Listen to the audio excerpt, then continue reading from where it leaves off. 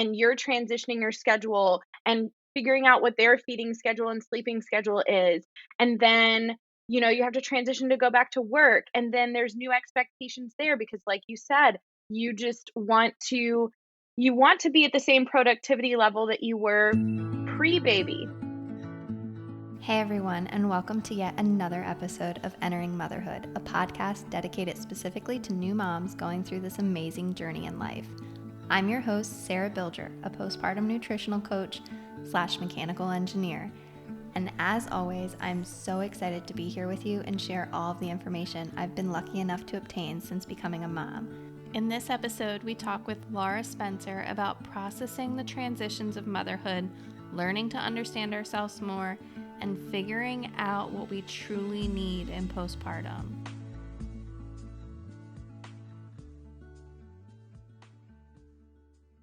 Hello and welcome to Entering Motherhood. I'm so glad to have you here today and get this conversation going. So how about you go ahead and introduce yourself for our listeners? Yeah, hi. I am Laura Spencer, and I am a postpartum coach and childbirth educator. So I help perfectionist moms who are feeling burnt out reclaim joy in their life after having a baby. And I help expectant moms who are feeling fearful of birth and what's to come after learn to move through those fears so that way they can birth confidently and transition into motherhood as a confident new mama. That's awesome. So Yeah. tell us a little bit about, your personal journey, what entering motherhood was like to you, and what really led you on this path of postpartum coaching now. Yes. Okay. I was one of those people who always wanted to be a mom.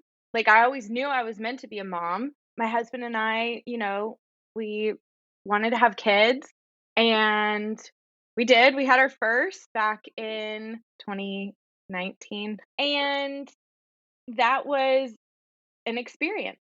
And it was, I was one of those people who, when I wanted to be a mom, I just thought of all of the amazing parts of motherhood.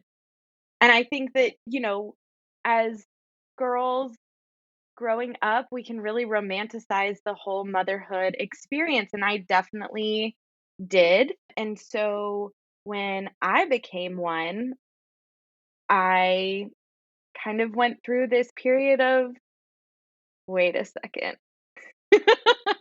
Like, what is actually happening, and why didn't anybody tell me about this?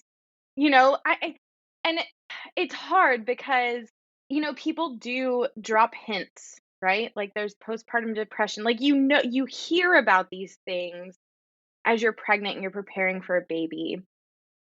And it's not necessarily that you think like, "Oh, that's not gonna happen to me."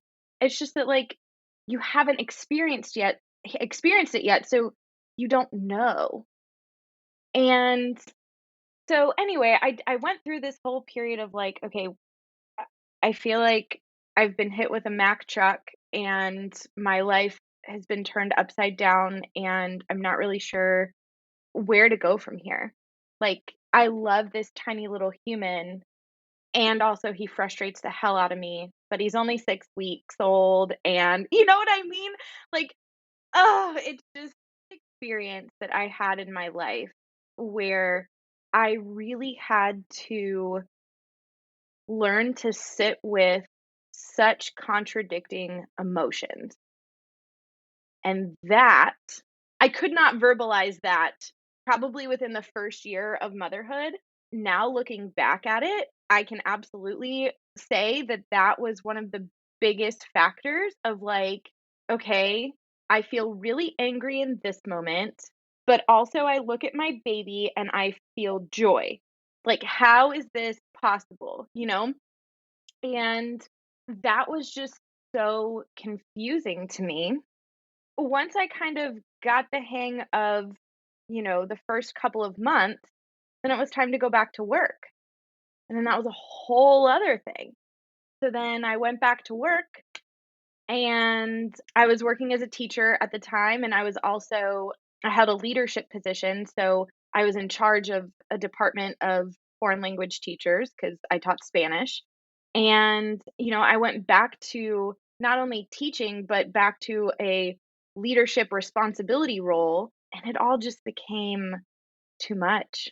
It really did. And so I started developing postpartum anxiety, and eventually I got help with that. But it wasn't until, I really started noticing the biggest way that I noticed it was within my relationship with my husband. It was in my marriage. He was the one that really bared the brunt of my feelings. And a lot of that came from like me just feeling like he wasn't supporting me.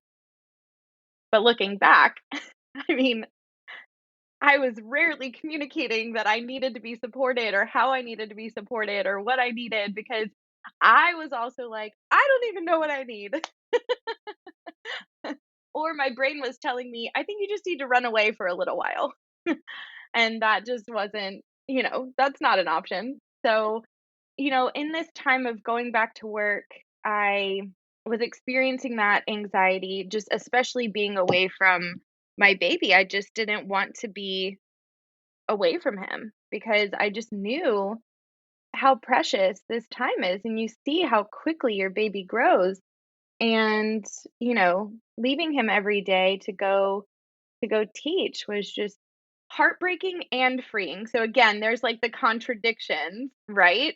Where I'm like, okay, I'm going to go live my own life and go teach because it was something that I enjoyed at the time, but I don't want to leave my baby.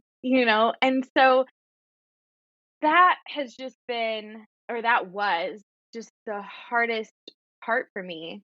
And, I wish that there was some magical way to say, like, this is exactly how you deal with that. But really, it's just learning how you best deal with it. It's a learning curve. And that kind of takes me back to why I got into this work, which is we all kind of process it differently. We're all going through, this whole transition into motherhood. We're all entering motherhood, but it brings up different things for all of us. And things surface differently for all of us. And we all deserve the opportunity to be able to really process that. And so that's what I wanted to be able to offer to the women that I work with is just a space to really be able to process what is happening and be able to feel like you're getting the most out of this precious time.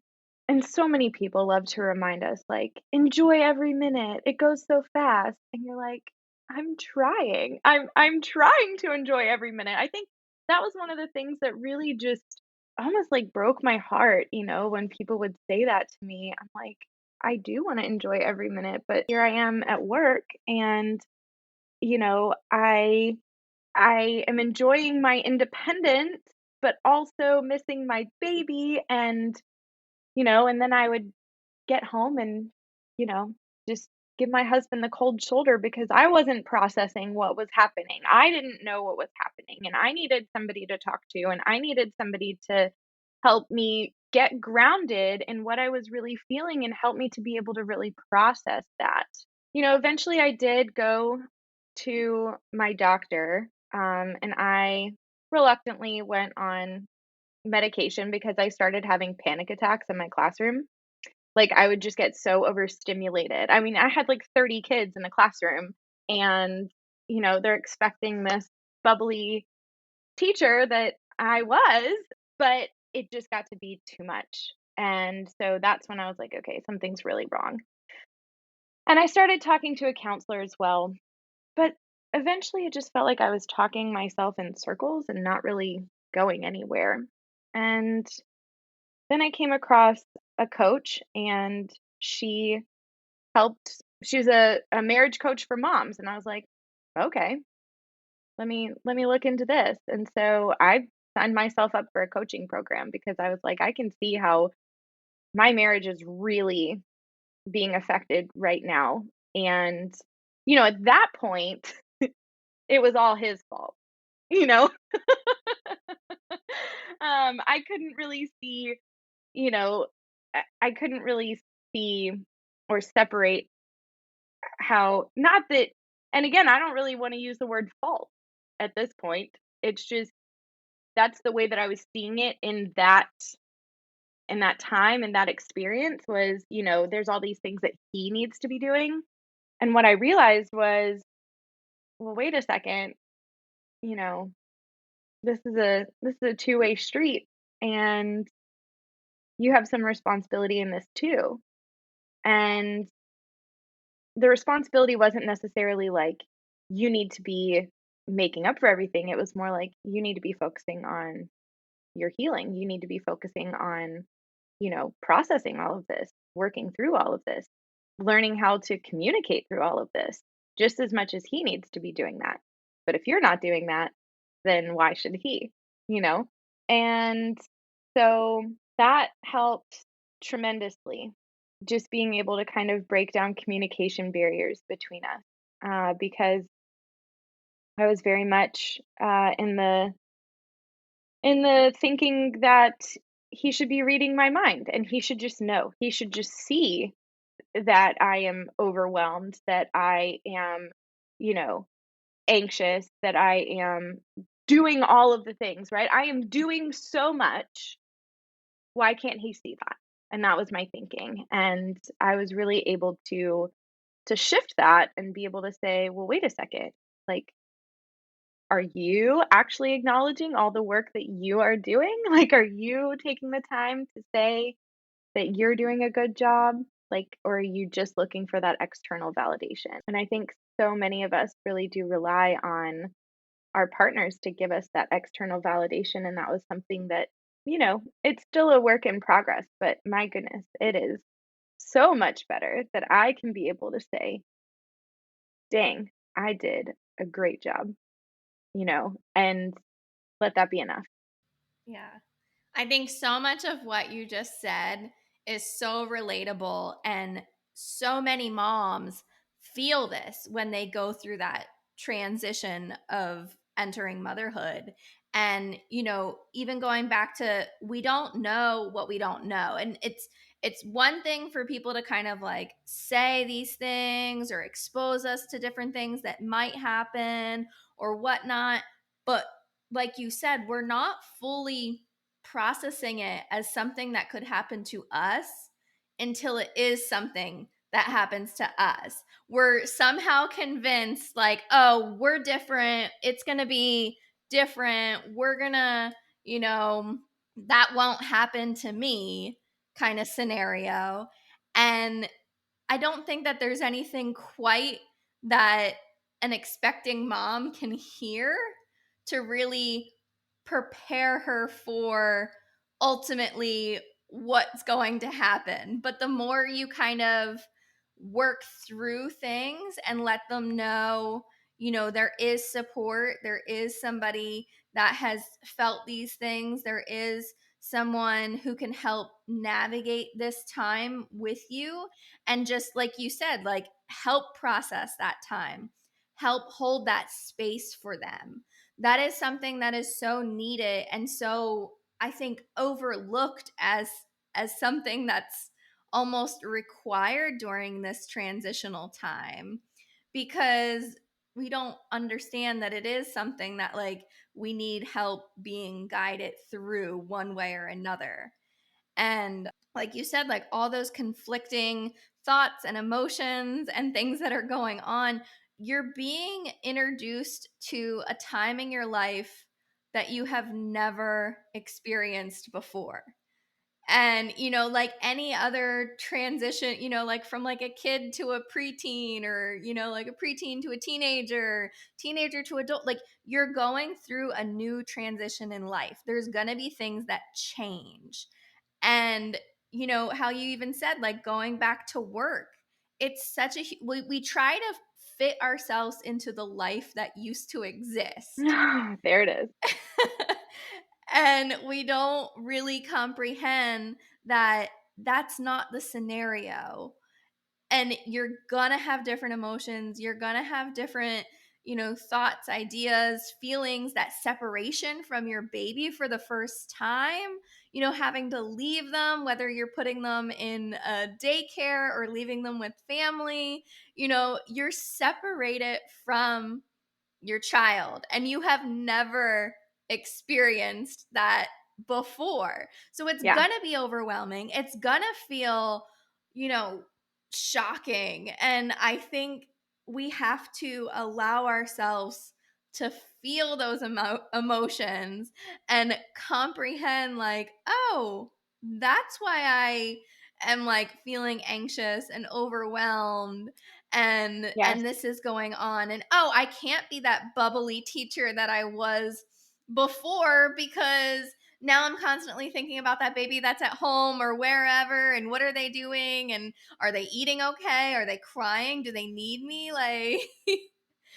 there's so many new things that are going on inside of our mind that if we don't acknowledge is just going to kind of like populate one way or another into multiple different forms of handling it, exposing it.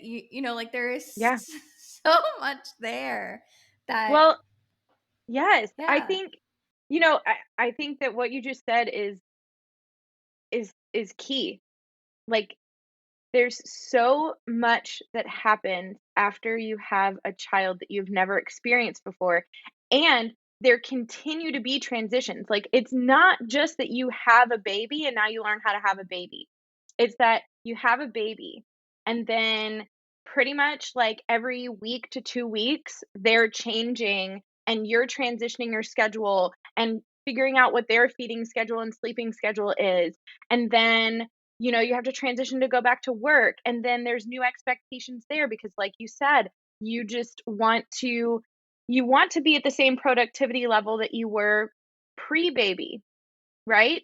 But like you said, your mind is just, like, they call it mom brain, right? Which there's there's a whole lot of, like, physiological things that are actually happening, like, your brain has literally rewired itself. So there's that. But also, you have new thoughts consuming your mind rather than just focusing on your work. And rather than just, like, focusing on keeping up with your house and all of these things, right? You have something extra, and it's huge. Like, it's so huge. This transition, this sounds a little bit morbid, but just bear with me. Okay, because I've thought about this. If you lose a loved one that was really close to you, right? If they pass on, that's a transition that you're going through. You're learning to live without that person, and it's a whole process. Birth is like the backwards of that. It's the opposite. You're learning to live with someone new. But it's like opposite, but it's the same because it's almost the same kind of process, right? You mentioned shock. You go through this period of shock. You go through denial. Like, you're almost going through these stages of grief, right? Because you're grieving this old life that you had, but also sometimes you're grieving the expectation that you had for this experience, and that it's not necessarily what you thought. And I think too, for any new moms that are or expectant moms that are listening, if you are figuring out, like, okay, how can I best prepare myself for this? One of the best things you can do is really be honest with yourself about what kind of expectations you have, what kind of beliefs you have about being a good mom. Because that's really, I mean, when we get down to the core of it, that's what all of us want to be. We want to be a good mom, right? And so we go through this whole process of growing up and learning and seeing and creating beliefs and expectations about what a good mom does. And then once we actually become moms, that's when we're starting to feel these feelings of overwhelm and burnout and all these things, we really have to take a step back. We have to say, what kind of expectation am I holding myself to right now? Where did this come from? And again, if you're an expectant mom, go ahead and start sitting with those beliefs and those expectations. Like, what kind of expectations do I have for this?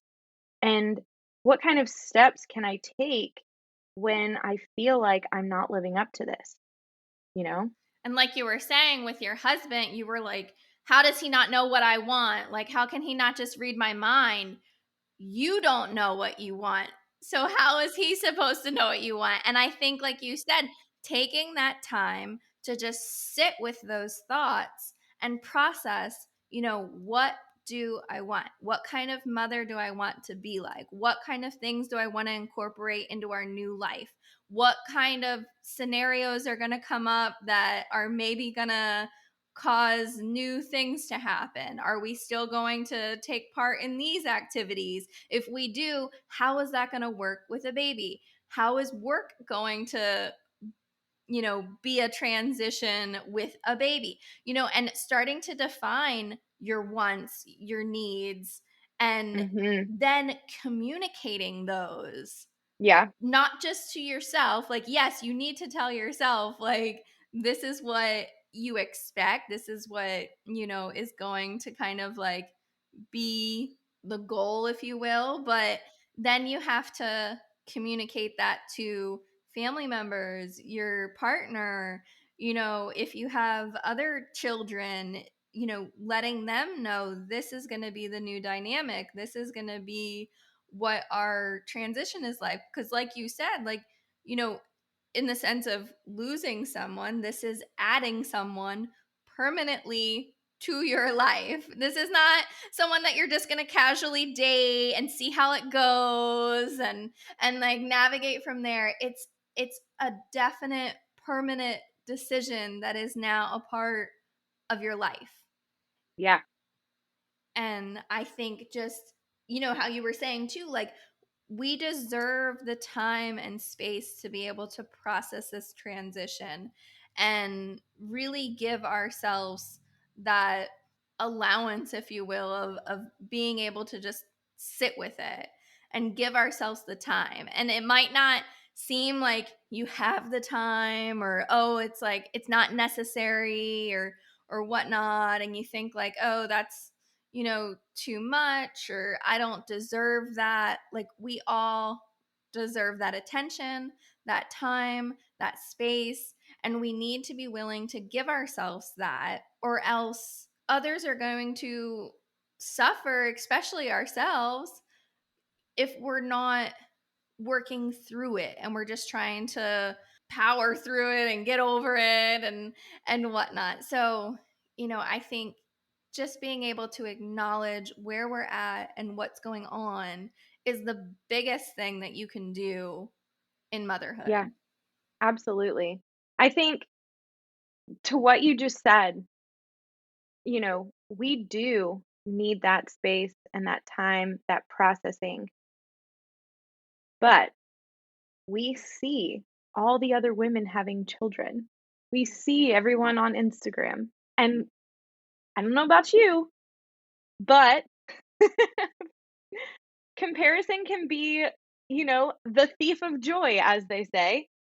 And in this case, it can be like the thief of your permission to process this, because seeing all of that and seeing how, people have babies every day and people figure it out, and, you know, everybody just, everybody does it, right? And everybody deserves the time and space to process it. It's just that that's not something that we put out there. It's not part of our culture. It is something that used to be, you know, definitely part of taking care of a postpartum woman and helping her to just rest and easily go through this transition. There's lots of ancient cultures that have, the 40 days of rest after a baby. And in our American culture, that's just not something that is honored really anymore. And so it's difficult as a person who wants that and wants to give yourself permission You feel like you almost have to justify it because it doesn't seem like it's part of the norm anymore, right? Because we all just kind of like have the baby, flow through it, and just everybody does it. That's just what you do. And if you have postpartum depression or postpartum anxiety, you just go to your doctor and you get on medication. Not that there's anything wrong with that, but I'm saying that that's that has become our culture's answer to this quote unquote problem, which is not a problem. It's just that we're not allowing ourselves the time and space to fully process this and become a family and work through all of this. I could go down this whole rabbit hole of things, but I'm not going to. But really, I just wanted to say that as like, if you are feeling like you need this time, you need some space to process all of this, you do deserve it. It is like you need to figure out a way to do that because that is what's going to be best for you. It's what's going to be best for your baby. It's what's going to be best for your family. Yeah.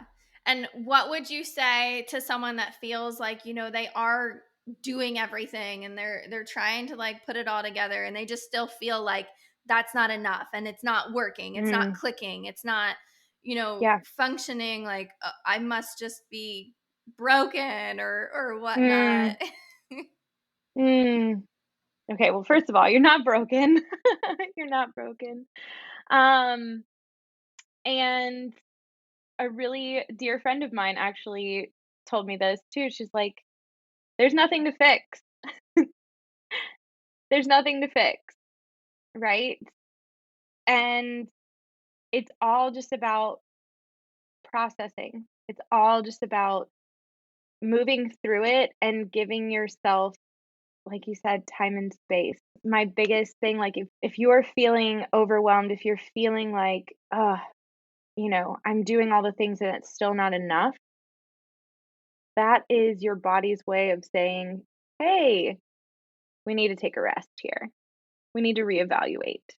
And that's really, really, really hard. It's really easy to say, oh, just slow down, let it go. Lower your expectations. Those tend to be like the taglines of, you know, mom advice. Let it go, lower your expectations, just rest. And, for someone who has learned how to do that, sure, that's easy to say. But I do think that it definitely takes working with someone to help you actually learn how to create that for yourself. Yeah. Yeah. I think having somebody and knowing that somebody is literally right there beside you, knowing that the mission is to support you and guide you and give you what you need during that transitional time is so helpful. It really kind of alleviates so much of all that's going on in your brain to know that there is someone who wants me to heal from this, who wants me to process this, who wants me to feel better, who wants me to not be so overwhelmed and anxious. And to know that there is somebody there on your side doing that for you just really helps give you that permission to let it all go. And I think it is very hard to do that by ourselves. It's hard to process anything alone. And we need to be reaching out for community. We need to be looking for people to help us. We need to be giving ourselves that permission to find help. Because I think if we just say, "Oh, I can do it all on my own," or, like, why do I need to, find somebody or find a support group or get help from whatever, like I'll just, read a book or like do it myself or whichever it may be. Sure, yeah, you can try to be, super mom and do it all yourself, but you're going to experience burnout. You're going to experience that sense of I can't do it all. And like we need, like you were saying, like those initial, cultures that were surrounding the mother during those time periods. She wasn't alone. There was a group of people helping her transition through these moments. And you might have friends, you might have family, like things like that. But if they're not truly assisting you or giving you what you feel you want and need, it's okay to be outsourcing and looking for those answers to achieve what you deserve. Right. I think the greatest thing that we can learn as moms is being a good mom doesn't mean that you're like fully pouring into your child. It means that you're pouring into yourself to be able to pour into your child. Because, I've just been really sitting with this whole idea of, you see these things like on floating around Facebook, like everybody wants to hold the new baby, but who's holding the new mother? And, and just the way that our medical model is set up with maternal care, it's very baby focused. And, subconsciously that can really like start to mess with you, even if you're not consciously noticing it. That, oh, the baby is more important. The baby is most important. But really, if you as a mother are not being taken care of, that's a problem. Because if you're trying to like fully take care of yourself and take care of another human, that's a lot to do, right? So I'm just like on this mission of if we can take care of our mothers, our children will be well cared for. Yeah. Yep. Like, I'm so right there with you. And I think that was something that I had to find out for myself. Either fortunately or unfortunately, it was kind of like I told myself like I need help. I need to be cared for. I need to be, mothered in a sense. Like I need that help and support. And if I'm going to fully be able to be there for my children, I need to give myself this time. And then that's how that whole, like you were saying, like you're seeing it and like the filling your own cup and really like giving yourself all of that. So, what would you kind of, for a mom that is either someone that's expecting or someone who has, recently become a mom, what would you kind of give for like the final, words of advice or tips or kind of like a direction of what that first step might look like in fully being able to help in the transition? what is coming to mind is that asking for help doesn't mean that you're helpless. And giving yourself permission to take care of yourself during this transition isn't selfish. I actually think the opposite. If you're not taking care of yourself, that's really selfish because I mean, I can personally speak on how I saw it play out in my own home when I wasn't taking care of myself, when I was really stressed out. My husband literally said to me, "When you're stressed out, I'm stressed out." And that really hit me. That's how much I am affecting this other person. So, like, I know it's scary. Like, it can be scary just to say like, "Oh, I need help." Like, that just feels so like it does feel helpless, right? But it's not. Just because you're asking for help doesn't mean that you're helpless because we were meant to do life together. We were meant to do life as a community, as a collective. Like, you weren't meant to do this on your own. That's what I would say.